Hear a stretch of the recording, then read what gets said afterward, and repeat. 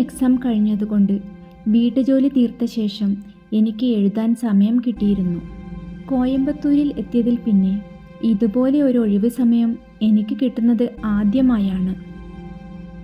5 വർഷം മുൻപ് നാട്ടിൽ മുത്തശ്ശിയുടെ കൂടെ ഒരു രാജകുമാരിയെ പോലെ ആയിരുന്നു ഞാൻ ജീവിച്ചിരുന്നത്. പാരമ്പര്യമായി എനിക്ക് കിട്ടിയ മുട്ടറ്റം നീണ്ട മുടിയിൽ ആഴ്ചയിലൊരിക്കൽ എണ്ണ തേച്ച് തരുമ്പോഴാണ് ഞാൻ ഗന്ധർവൻ സിനിമയെ വെല്ലുന്ന എൻ്റെ ജനനകഥ മുത്തശ്ശി പറയുക. കേട്ട് തഴമ്പിച്ചിട്ടും ഒരിക്കലും അത് കേൾക്കുമ്പോൾ എനിക്ക് മടുത്തിരുന്നില്ല. ലക്ഷണമൊന്നും പ്രകടിപ്പിച്ചില്ലെങ്കിലും ചെറിയ മനോരോഗമുണ്ടോ എന്ന് നാട്ടുകാരെ കൊണ്ട് സംശയിപ്പിക്കാൻ പോന്ന അവിശ്വസനീയമായ കഥയാണ് എൻ്റെ മുത്തശ്ശിക്ക് പറയാനുണ്ടായിരുന്നത്. എൻ്റെ അമ്മയ്ക്ക്, അതായത് മുത്തശ്ശിയുടെ മകൾക്ക് 7 വയസ്സുള്ളപ്പോഴാണത്രേ മുത്തച്ഛൻ മരിക്കുന്നത്. അതോടെ മുത്തച്ഛൻ്റെ പേരിലുള്ള വലിയ 4 കെട്ടും ചുറ്റിനുമുള്ള 2.5 ഏക്കർ ഭൂമിയും മുത്തശ്ശിയുടേതായി. വർഷങ്ങൾ കടന്നുപോയി. പലപ്പോഴും കാശിന് അത്യാവശ്യം വന്നപ്പോൾ അതിലേറെയും ബന്ധുക്കൾക്ക് വിറ്റു. ഒടുവിൽ 50 സെൻറ് സ്ഥലവും വീടും മാത്രമായി സ്വത്തുക്കൾ അവശേഷിച്ചു. മധുര 17 എത്തി നിൽക്കുന്ന അതിസുന്ദരിയായ മകളെ നല്ല നിലയിൽ വിവാഹം ചെയ്തയക്കാൻ മുത്തശ്ശി ആഗ്രഹിച്ചു. ഒരു സന്ധ്യാനേരത്ത് മുത്തശ്ശിയും അമ്മയും മുറ്റത്ത് സംസാരിച്ചിരിക്കെ എങ്ങുനിന്നറിയാതെ അപരിചിതനായ ഒരു ചെറുപ്പക്കാരൻ ഗേറ്റിനു മുന്നിൽ പ്രത്യക്ഷപ്പെട്ടു. അയാളുടെ അഭൗമമായ ചൈതന്യം ചെറിയ ഇരുട്ടിനെ പ്രഭാപൂരിതമാക്കി. ചിരപരിചിതരെ പോലെ അമ്മ ഓടിച്ചെന്ന് അയാളുടെ കൈകളിൽ വീഴുകയും അയാൾ അമ്മയെ ആലിംഗനം ചെയ്യുകയും ചെയ്തുവത്രേ. പിന്നെ രണ്ടുപേരും മുകളിലെ നിലയിലേക്ക് പോയി. പിന്നീടുള്ള ദിവസങ്ങളിൽ അമ്മ കഴുത്തിൽ ആലിലത്താലിയും നെറുകയിൽ സിന്ദൂരവും ചാർത്തി ഉത്സാഹത്തോടെ അയാൾക്കുള്ള വിഭവങ്ങൾ ഒരുക്കി മുകളിലെ നിലയിലേക്ക് കൊണ്ടുപോവുകയും ആഹാരം കഴിച്ചു ഒഴിഞ്ഞ പാത്രങ്ങൾ തിരികെ കൊണ്ടുവരികയും ചെയ്യും. എന്നാൽ അയാൾ ഒരിക്കൽ പോലും ആരുടെ മുന്നിലും വന്നില്ല. മുത്തശ്ശി പോലും അയാളെ പിന്നീട് കണ്ടതേയില്ല. അയാളെക്കുറിച്ച് ചോദിക്കുമ്പോഴൊക്കെ കുസൃതിയോടെ മുത്തശ്ശിയുടെ കവിളിൽ നുള്ളി ഇക്കിളിപ്പെടുത്തും പോലെ പൊട്ടിച്ചിരിച്ചുകൊണ്ട് അമ്മ മുകളിലെ നിലയിലേക്ക് ഓടിപ്പോകുമായിരുന്നുവത്രേ. അതിൻ്റെ കൂടെ വേറെയും ഒരു വിചിത്ര അനുഭവം ഉണ്ടായി. ഊരും പേരും അറിയാത്ത, സംസാരശേഷിയില്ലാത്ത ഒരു വ്യാപാരി ഇടയ്ക്കിടെ വന്ന് വീട്ടിലേക്കുള്ള സാധനങ്ങളും പണവും കണക്കില്ലാതെ മുത്തശ്ശിയുടെ കയ്യിൽ ഏൽപ്പിച്ചിരുന്നത്രേ. ആർഭാടമായി ജീവിക്കാൻ അത് ധാരാളമായിരുന്നിട്ടു കൂടി മുത്തശ്ശി ധൂർത്തടിക്കാതെ മിച്ചം വെച്ചു. ഇന്ന് എൻ്റെ പേരിൽ ബാങ്കിൽ നിക്ഷേപിച്ചിരിക്കുന്ന ആ വലിയ തുക അതിൽ നിന്ന് സ്വരുക്കൂട്ടി വെച്ചതാണെന്ന്. അതുപോട്ടെ, അമ്മയുടെ കഥ തീർന്നില്ല. അങ്ങനെ 6 വർഷത്തോളം അമ്മയും ആ അജ്ഞാത മനുഷ്യനും ഒരുമിച്ച് മുകളിലത്തെ നിലയിൽ കഴിഞ്ഞു.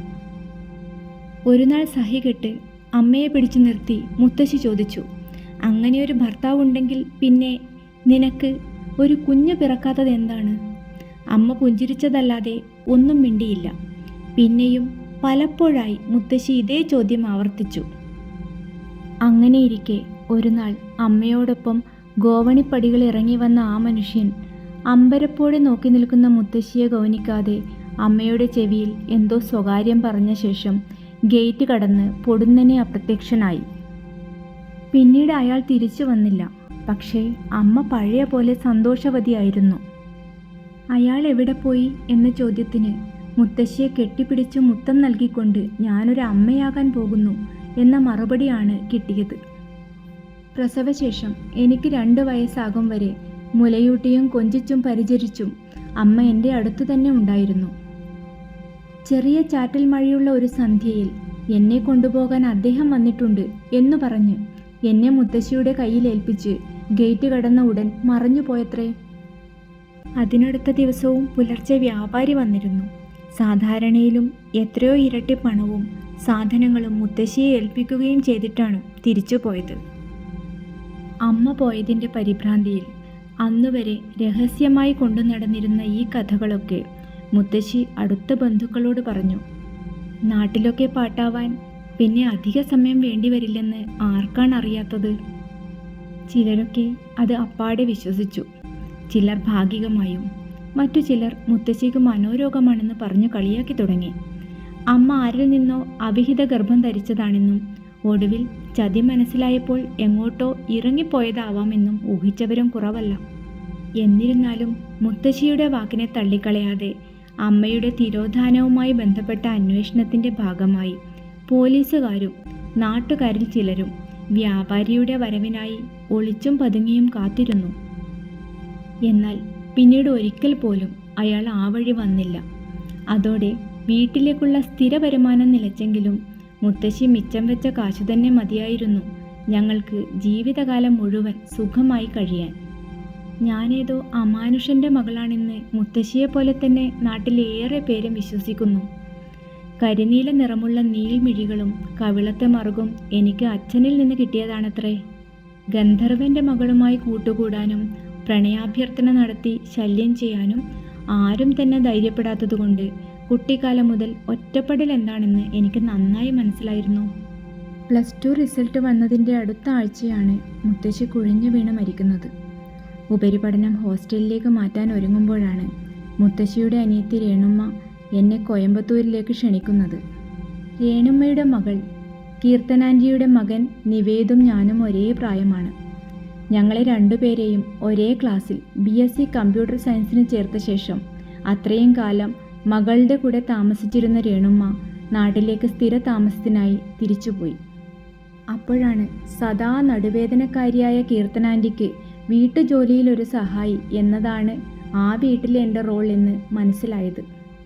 കോളേജ് ആരംഭിച്ച പാടെ എൻ്റെ ഗന്ധർവ പിതാവിൻ്റെ അത്ഭുത കഥ നിവേദ എല്ലാവരോടും പൊടിപ്പും തൊങ്ങലും വെച്ച് വിശദമാക്കി. എന്നെ കാണുമ്പോൾ ഭയഭക്തി ബഹുമാനമല്ലാതെ മറ്റൊരു ഭാവം ഞാൻ സഹപാഠികളിലോ അധ്യാപകരിലോ ഇവിടെ കണ്ടിട്ടേയില്ല. എന്നിട്ടും MSc കൂടി ഇതേ കോളേജിൽ തുടർന്ന് പഠിക്കാൻ ഞാൻ കാണിച്ച ധൈര്യം ഞാൻ തന്നെ എന്നെ ആ സമയത്ത് തോളിൽ തട്ടി അഭിനന്ദിച്ചതാണ്.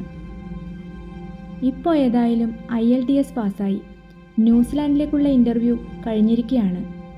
നിവേദും എൻ്റെ കൂടെ വരാൻ ട്രൈ ചെയ്തെങ്കിലും ദയനീയമായി തോറ്റതുകൊണ്ട് ഗൾഫിൽ പോകാനാണ് അവൻ്റെ പ്ലാൻ. ഭാഗ്യം. റിസൾട്ട് വന്നയുടൻ ഞാൻ പറക്കുകയാണ് എന്നെ അറിയാത്ത ഒരു നാട്ടിലേക്ക്.